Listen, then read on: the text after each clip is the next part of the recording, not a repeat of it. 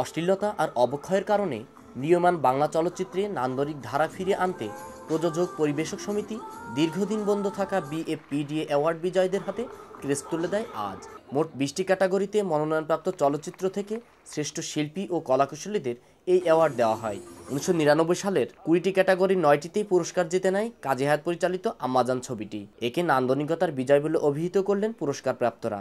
Award পাওয়াটা ভীষণ আনন্দের ব্যাপার, কারণ সবাই চায় কাজের স্বীকৃতি। আমি কাজের স্বীকৃতি পেয়েছি। কাজী হায়াতের আম্মাজান ছবিটি অসম্ভব ভালোবেসেছি। এখন আমার অনেক ভালো ভালো ভিডিও ছবি কালেকশন, এই ছবিতে আমি অনেক খুশি, অনেক ভালো লাগছে।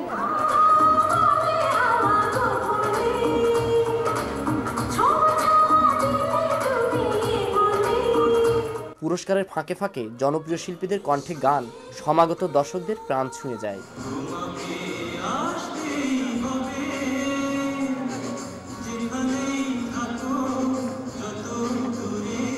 নৃত্যের সুরমূর্ছনায় পুরো অ্যাওয়ার্ড অনুষ্ঠানটি ঝংকৃত হয় তারকা শিল্পীদের পরিবেশনায়।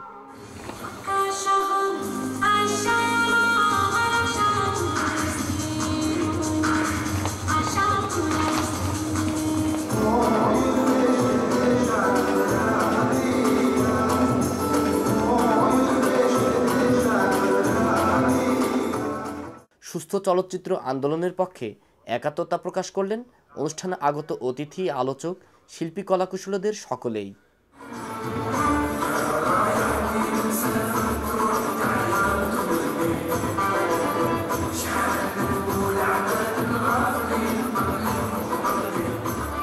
অনি আলমগীর, চ্যানেল এস, ঢাকা।